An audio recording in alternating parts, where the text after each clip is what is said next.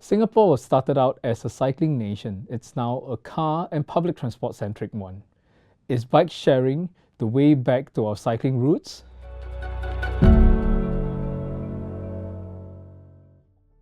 I'm Samuel Cheng, an applied social psychologist at the Lee Kuan Yew Centre for Innovative Cities at SUTD, and my research focuses on sustainable urban lifestyles.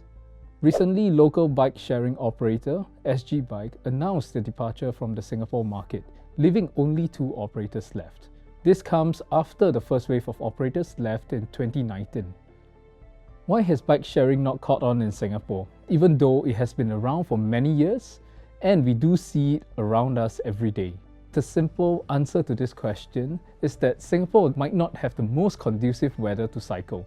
So if you think about a hot, humid day, which we are facing currently, or if we think about the rain that a tropical country might get on a regular basis, this comes as natural obstacles for us to cycle.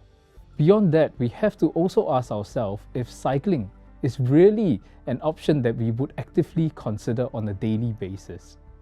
So cycling is up against the world-class public transport system that we have.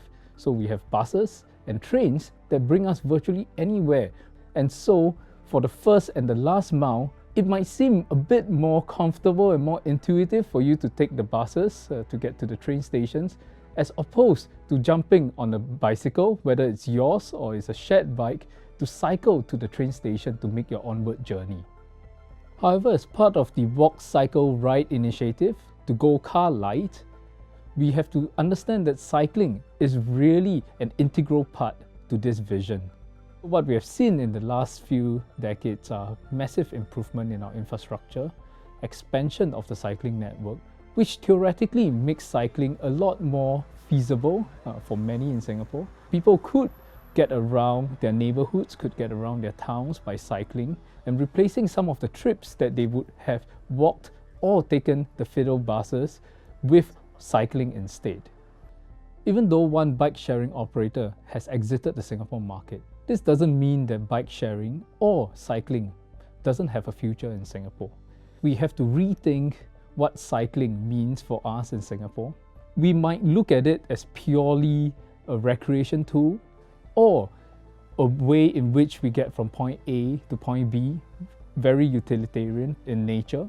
If we would embrace cycling in our daily lives, it could be a form of exercise. Instead of taking the bus from your home to the interchange, what you could do is get a moderate intensity exercise by cycling there.